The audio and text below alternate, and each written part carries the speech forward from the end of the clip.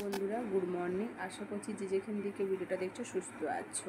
তো তোমরা আমাকে ঠিকঠাক ভালোবাসা দিচ্ছ না বন্ধুরা, আমি খুবই দুঃখিত তার জন্য। তাও আমি আমার নিজের কাজ করে যাব।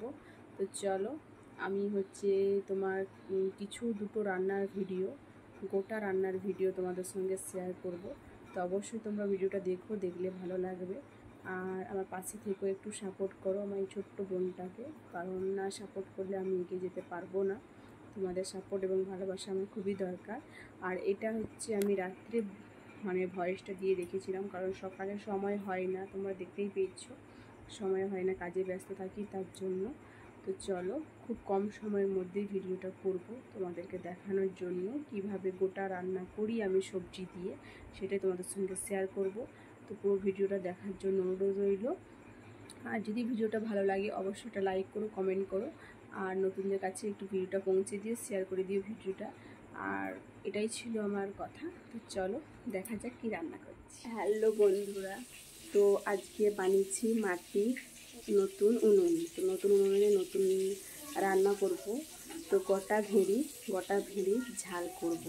তো গোটা ভেড়ির ঝাল কীভাবে বানাতে হয় অবশ্যই তোমরা দেখবে। এখন পটল ভাজা, তারপরে গোটা ভেড়ির ঝাল। তো ভেড়িগুলো কীভাবে কেটে রেখেছি সেটাও তোমাদের সঙ্গে শেয়ার করব।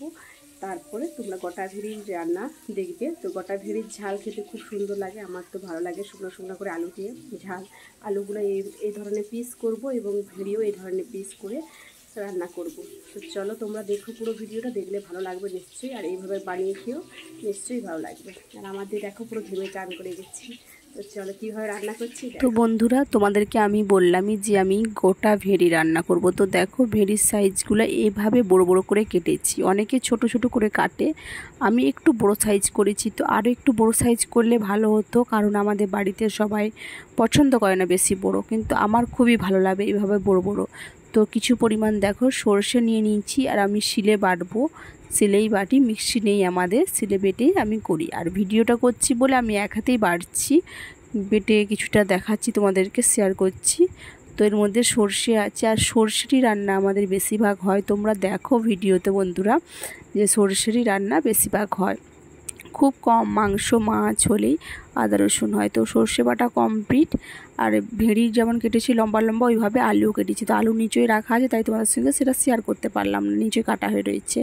আর এই যে তার মধ্যে তেল দিয়ে দিলাম কড়াইতে, আর দিয়ে দিলাম তোমার পেঁয়াজটা। আর দেখো এখানে মুরগিটা প্রচণ্ড পরিমাণে বদমাশি করছে।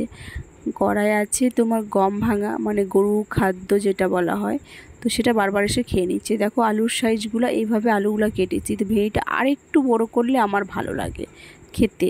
আর এই রান্নাটা এইভাবে বড় বড় করে শুকনো শুকনো ঝাল, যেমন একটা ভেড়িও না ঘাঁটা হয়ে যায় বা ভেঙে যায়। তো তারপরে দিয়ে দিলাম লবণ। তো তোমাদেরকে বললাম বন্ধুরা, লবণ দিয়ে দিলাম। যে এই রান্নাটা কোথা থেকে আমি শিখেছি এইভাবে। তো এটা হাওড়া ডিস্ট্রিক্ট,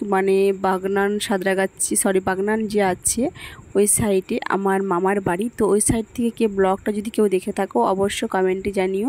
ওরা এইভাবে বড় বড় করে ভেড়িকে, একটা বড় লম্বা ভেড়িকে সেটাকে দুটুকরো করে, আর ছোটো থাকলে পুরো গোটা রেখে দেয়। আর আলুগুলো পুরো বড় বড় করে, মাছের ঝোলে যেমন আলু হয় না বন্ধুরা, সেভাবে আলু দিয়ে ভেড়ির ঝাল করে। কিন্তু আমি করি না, আমার খুবই ভালো লাগে খেতে, কারণ এইভাবে করি না, আমাদের বাড়িতে সবাই খেতে চায় না, কারণ জয়েন্ট ফ্যামিলি, নিজের মতে সবটা করতে পারবো না। তারপরে দিয়ে দিলাম দেখো সর্ষে বাটা, হলুদ এবং লঙ্কা গুঁড়ো। আর ক্যামেরাটা ঝাপসা দেখাচ্ছে, কারণ উনুনে রান্না করছি, উনুনটা একটু ধোঁয়া হচ্ছে তার জন্য। তো এই দেখো মশলাটা কষানো হয়ে গেছে। তো ভালোভাবে কষে নেওয়ার পর এবারে আমি জল দিয়ে দেব। এর মধ্যে জল দিয়ে এটাকে ভালোভাবে তোমার ঢাকা দিয়ে দেবো। তো আমি দেখলাম কতটা আলুটা সিদ্ধ হয়েছে, সেই পরিমাণে আমি এর মধ্যে জল দেব, কারণ বেশি জল দিলে ভেড়িটা ঘাঁটা হয়ে যাবে। তাই অল্প পরিমাণেই আমি জল দিলাম।